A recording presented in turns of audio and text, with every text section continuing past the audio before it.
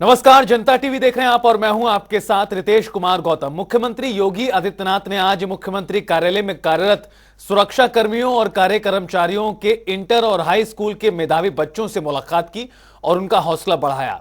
मुख्यमंत्री योगी आदित्यनाथ ने सभी बच्चों का परिचय दिया और उन्हें सम्मान स्वरूप उपहार भी दिए, जिससे बच्चों में काफी उत्साह दिखाई दिया और बच्चे मुख्यमंत्री योगी से मिलकर काफी खुश नजर आए और अपने परिजनों के साथ फोटो खिंचवाकर उनका आशीर्वाद भी लिया।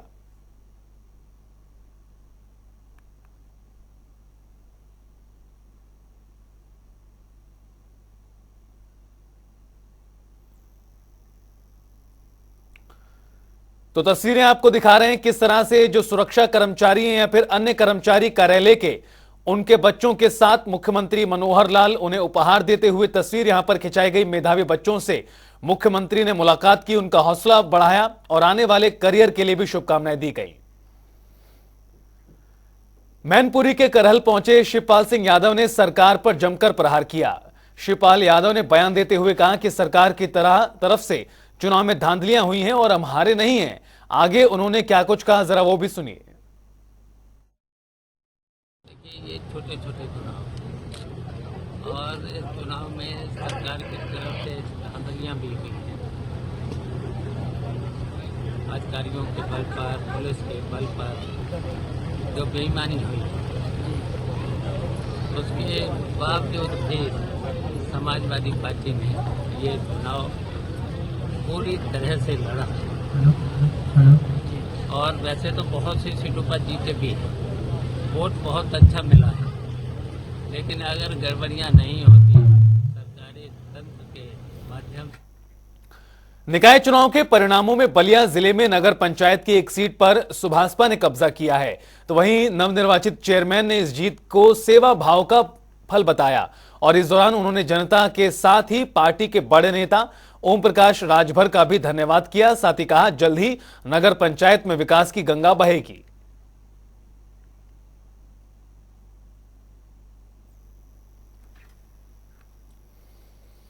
हमें राही प्यार के हवा महल, कुछ बातें कुछ गीत, विविध भारती की रंगोली, ये हैं कुछ ऐसे रेडियो कार्यक्रम जिन्हें हर किसी ने एक न एक बार तो जरूर सुना होगा। इन रेडियो कार्यक्रमों के जरिए हम आपको रेडियो की याद दिलाने की कोशिश कर रहे हैं, जिसे लोग स्मार्टफोन के आगे भुला चुके हैं।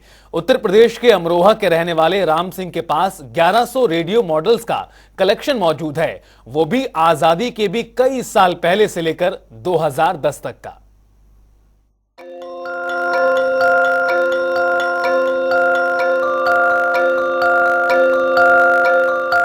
हम हैं राही प्यार के, हवा महल, कुछ बातें कुछ गीत, विविध भारती की रंगोली, ये हैं कुछ ऐसे रेडियो कार्यक्रम जिन्हें हर किसी ने एक न एक बार तो जरूर सुना होगा।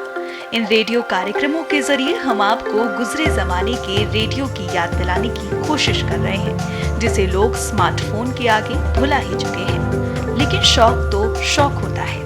मिलिए उत्तर प्रदेश के अमरोहा के रहने वाले राम सिंह से, जिनके पास 1100 रेडियो मॉडल्स का कलेक्शन मौजूद है, वो भी आजादी के कई साल पहले से लेकर 2010 तक का।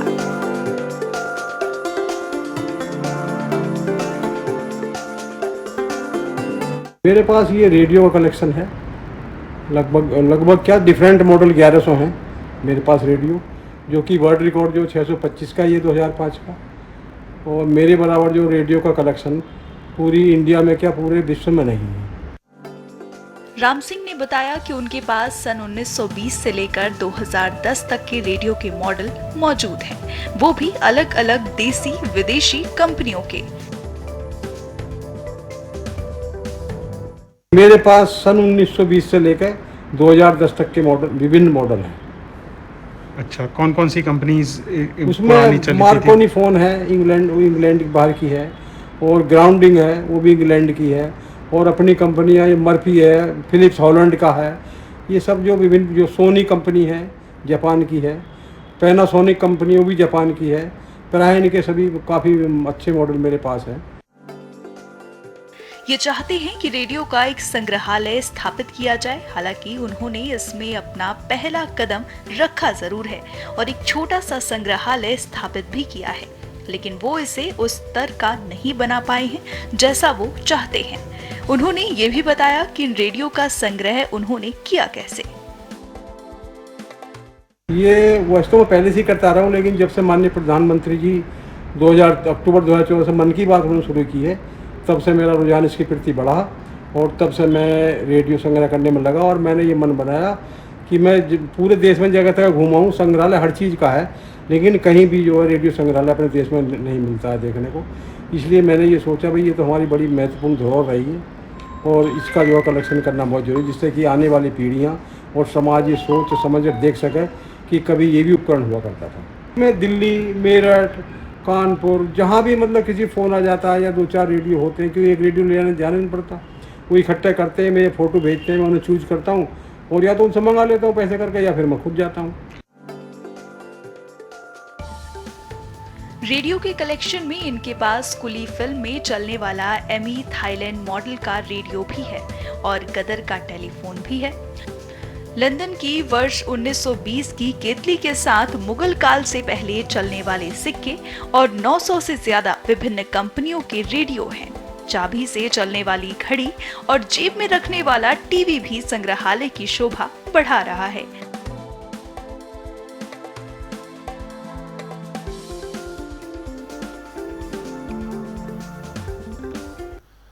बुलेटिन में आगे बढ़ते हैं, जहां मुजफ्फरनगर में प्रबुद्ध जन मंच ने मिलिए अपने चेयरपर्सन कार्यक्रम का आयोजन किया, जिसमें नवनिर्वाचित चेयरपर्सन मीनाक्षी स्वरूप और राज्य मंत्री कपिल देव अग्रवाल भी शामिल हुए। उनके समक्ष नागरिकों ने अपने सुझाव और समस्याएं रखी। चेयरपर्सन मीनाक्षी स्वरूप ने इस अवसर पर बताया कि उनका ध्येय मुजफ्फरनगर को देश की सर्वश्रेष्ठ नगर पालिका बनाना है। आज ये जनमंच के द्वारा जिसके अध्यक्ष निशांक जैन है, पूरी टीम ने मिलकर के मीनाक्षी स्वरूप जी जो भारतीय जनता पार्टी के टिकट पर यहाँ चेयरमैन बनी है, उनका अभिनंदन करने के लिए शहर के सब सम्मानित लोग, समाज का प्रत्येक वर्ग, सबने मिलकर उनका अभिनंदन किया है और अपनी बातें भी उनको बताई हैं और अपेक्षा की है कि नगर सुव्यवस्थित तरीके से चले। और सबने पूरी तरह आश्वस्त किया कि सब मिलकर के हम, हमारे सांसद जी, पूरी टीम, पूरे सभासद सब मिलकर शानदार तरीके से नगर पालिका को चलाएंगे और जो अपेक्षाएं हैं उनको पूरा करने का प्रयास करेंगे। देखिए, आज प्रबुद्ध जनमंच की ओर से अभिनंदन समारोह था और देखिए, जब कोई आदमी बड़ी अपेक्षा के साथ बड़ी उसको आशा होती है, वोट देता है, तो जिम्मेदारी बढ़ गई है और जिम्मेदारी बढ़ने के बाद उन पर उनका उस जिम्मेदारी को निभाना है बहुत बड़ा चैलेंज है। और मैं मुजफ्फरनगर की जनता का बहुत बहुत धन्यवाद और आभार व्यक्त करता हूँ।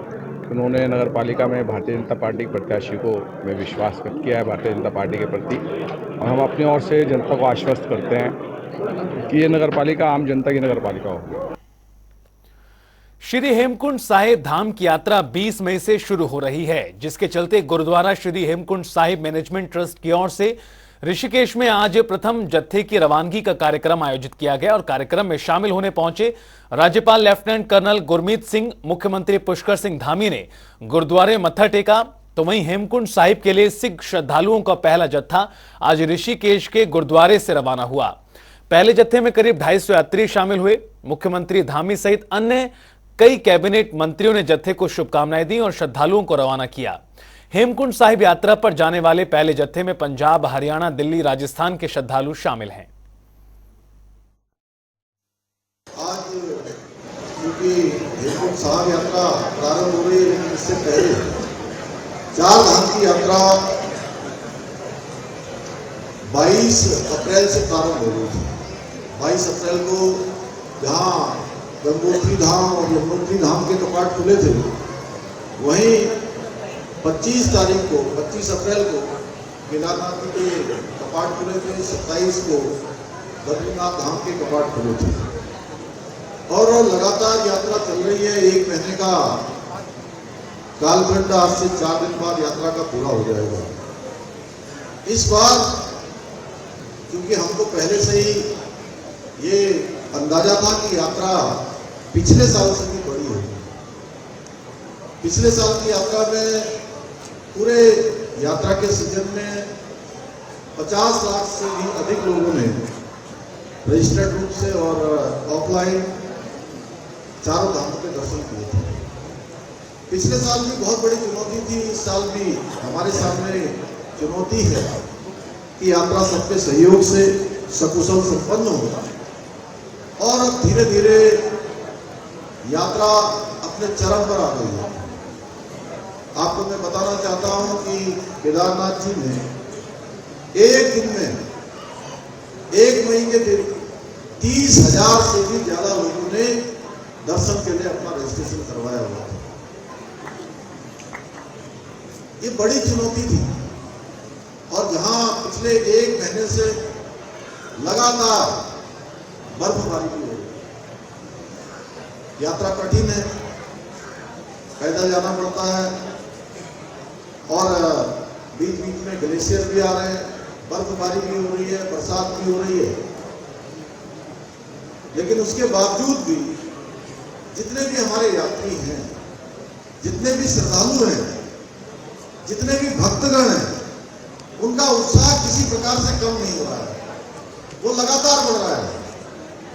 मैं भी लगातार सबसे अनुरोध और अपील करता रहा हूं कि आप यात्रा तभी प्रारंभ करें, तभी यात्रा में जाएं जब मौसम के बारे में ठीक प्रकार से जानकारी प्राप्त करें। उसके कारण से जहां उनको स्वयं को कई परेशानियों से वो बचा पाएंगे, वहीं अगर उत्तराखंड आने वाले एक भी तीर्थयात्री को, चाहे वो बद्रीनाथ जा रहा हो, चाहे केदारनाथ जी जा रहा हो, यमुनोत्री गंगोत्री जा रहा हो, या हेमकुंड साहब जा रहा हो, या हमारे यहाँ के किसी भी धार्मिक स्थल पर, किसी भी देव स्थान पर जा रहा है, अगर उसको थोड़ी सी भी कोई परेशानी होती है तो ऐसा लगता है कि परेशानी मुख्य सेवक होने के नाते मुझे हो रही है। खाद्य मंत्री रेखा आर्य ने खाद्य विभाग के अधिकारियों के साथ विभाग की महत्वपूर्ण विषयों के संबंध में समीक्षा बैठक की और आपको बता दें कि बैठक में खाद्य विभाग के जरिए संचालित योजनाओं की समीक्षा की गई, साथ ही आगामी प्रस्तावित योजनाओं पर भी चर्चा हुई। और आपको बता दें कि खाद्य मंत्री रेखा आर्य ने बताया कि बैठक में राशन कार्ड धारकों को 50% सब्सिडी पर नमक और चीनी दिए जाने का जो निर्णय लिया गया है और उसकी प्रगति रिपोर्ट के बारे में जाना। जिस प्रकार से हमारे गोडाउन्स बने हुए हैं, उन गोडाउन्स को ठीक किस प्रकार से हमको किया जाना चाहिए, वहाँ पे वेइंग मशीन जहाँ जहाँ पे नहीं है और जहाँ जहाँ पे ज़्यादा वर्कलोड है वहाँ पर वेइंग मशीन प्रॉपर लगी होनी चाहिए, वो भी डिजिटल वेइंग मशीन वहाँ पर लगाई जाए, इसके भी निर्देश विभाग के अधिकारियों को दिया है। और साथ साथ में गोडाउन्स को वेल मेंटेन करने के लिए भी बजट जारी करने के लिए निर्देश दिए हैं। तो उम्मीद करते हैं कि हमारे बहुत सारे गोडाउन जो प्रदेश भर में हैं, जो अच्छी खासी जिनकी क्षमताएं हैं, उनको हम लोग ठीक कर पाएंगे। इसके अतिरिक्त हमारे यहाँ पर एक महत्वपूर्ण विषय और आता है कि हमारे राशन डीलरों को जो उनका लाभांश है, वह उनको लाभांश या उनका परिवहन है, वो हमेशा से ये बात कहते आए कि हमारे को लाभांश और परिवहन जो है समय पर प्राप्त हो जाए। तो मुझे यह बताते हुए बहुत खुशी है कि जब से मुफ्त खाद्यान्न की व्यवस्था 1 जनवरी 2023 से लागू की गई है एनएफएसए एक्ट के तहत, तब से लेकर अभी तक में जनवरी, फरवरी, मार्च तक का हम लोगों ने अब तक में भुगतान हम लोग कर चुके हैं। उत्तरकाशी में आज प्रदेश की कैबिनेट मंत्री रेखा आर्य यमुनोत्री धाम पहुंची। मंत्री रेखा आर्य ने जानकी चट्टी से यमुनोत्री धाम के लिए पैदल यात्रा भी की और इस दौरान उन्होंने रास्ते में श्रद्धालुओं के साथ बातचीत की और उनका हालचाल जाना। साथ ही कैबिनेट मंत्री से श्रद्धालुओं ने चारधाम यात्रा में उनके अनुभवों को भी जाना और इस दौरान यात्रियों ने चारधाम यात्रा में सरकार की ओर से की गई व्यवस्था पर संतोष व्यक्त किया।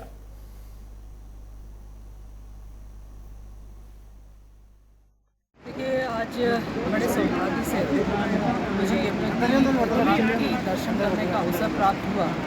निश्चित रूप से यात्रा पूरा यमुना पथ में चलते हुए माँ के उद्गम स्थल तक पहुँचना अपने आप में शब्दों में बयान न कर सकने वाला एक भाव है। और जिस प्रकार से यात्रियों में जोश है, हम यहाँ पे देख रहे हैं कि 60 से 65 वर्ष की उम्र की माता जी भी पूरी श्रद्धा के साथ में यमुनोत्री धाम से अपनी यात्रा को प्रारंभ करने का उन्होंने संकल्प लिया है और बाकायदा पूरा 5-6 किलोमीटर वो हमारे साथ चल के आई। इससे पता चलता है कि कितनी श्रद्धा जो है यमुनोत्री धाम के प्रति है। आज मुझे भी वो सौभाग्य प्राप्त हुआ। साथ ही मंदिर कमेटी के लोगों से भी मुलाकात हुई और मंदिर कमेटी के लोगों ने कुछ व्यवस्थाएं यहाँ पर मांगी है, जिसको लेकर आने वाले समय में निश्चित रूप से माननीय मुख्यमंत्री जी से भी वार्ता रही पर्यटन मंत्री जी से भी इस संदर्भ में वार्ता करूंगी कि महिलाओं के लिए चाहे वो चेंजिंग रूम हो या टॉयलेट्स हो, ये यहाँ पर बने और कुछ व्यवस्थाएं जो यहाँ पर होनी चाहिए वो व्यवस्था यहाँ पर हो। लेकिन इन सब परिस्थितियों के बावजूद भी यह गौर करने वाली बात है कि यात्रा निर्बाध तरीके से चल रही है। लोग स्वयं अनुशासन में अनुशासित होते हुए बाकायदा यात्रा कर रहे हैं और माँ यमुना से तो इतनी ही प्रार्थना रहेगी कि हमारे उत्तराखंड में हमेशा सुख, समृद्धि और शांति बनी रहे। जिस प्रकार से उत्तराखंड का परिचय इन 4 धामों से आता है, यमुनोत्री धाम जहाँ से इसकी शुरुआत होती है, मैं चाहूँगी कि माँ की कृपा सदैव इस देवभूमि को प्राप्त होती रहे और उत्तराखंड का हर वासी सुख समृद्धि को प्राप्त करे। यही कामना जो है मैंने आज यमुनोत्री धाम में आकर माँ से मांगी। मैं शब्दों के माध्यम से नहीं कह सकती, लेकिन इतना कह सकती हूँ कि शायद आज बुलावा आया तो इसलिए आने का मौका मिल गया। मैं माँ का बहुत अभिनंदन करती हूँ। देहरादून में कृषि विभाग ने मिलेट्स महोत्सव के नाम पर करोड़ों रुपए खर्च कर दिए, लेकिन ओलावृष्टि और भारी बारिश के चलते बागवानी और कृषि को जो नुकसान हुआ है उसका मुआवजा अभी तक तय नहीं किया गया। इस बार जब जनता टीवी ने कृषि निदेशक से सवाल किया तो उन्होंने बेतुका जवाब दिया। उन्होंने कहा कि आज का विषय बागवानी और भारी बारिश नहीं। कृषि निदेशक के इस बेतुके बयान पर कांग्रेस ने पूरे सिस्टम को कटघरे में खड़ा कर दिया है। उन्होंने कहा कि मिलेट महोत्सव के नाम पर तो करोड़ रुपए खर्च किए जा रहे हैं, लेकिन जिन किसानों को भारी नुकसान पहुंचा है उनका अभी तक मुआवजा तय नहीं किया गया। ये एक बड़ा सवाल है। इस बयान से साफ है कि किसानों के प्रति विभागीय अधिकारी कितने जिम्मेदार हैं। पहले जरा आप कृषि निदेशक के इस बयान को सुनिए। ये विषय नहीं है आज का, ये विषय आज मिलेट महोत्सव का विषय है, इसलिए बारिश और बागवानी को लाने की आवश्यकता नहीं। सरकार आज मिलेट्स के ऊपर या मोटे अनाज के ऊपर डिस्कशन कर रही है। अच्छा होता कि सुदूर ग्रामीण क्षेत्र में ओलावृष्टि से, बेमौसमी बारिश से उद्यान को और कृषि को कितना नुकसान हुआ। गेहूं सड़ रहा है खेत में लोगों के, उसका कोई आंकलन नहीं है। मसूर की दाल नहीं हो पाई, उसका कोई आंकलन नहीं है। पेड़ों में सेब के बगीचे बर्बाद हो गए, अखरोट के बगीचे बर्बाद हो गए। सरकार का उस ओर कोई ध्यान नहीं है। सरकार अगर किसानों की हितैषी होती तो सबसे पहले उनका जो नुकसान का आंकलन करती और उनका जो भी मुआवजा बनता वो देती। केवल ये दिखावे के लिए है। 5 स्टार कल्चर की तरह से काम करके नहीं होगा, उनको धरातल में काम करना पड़ेगा।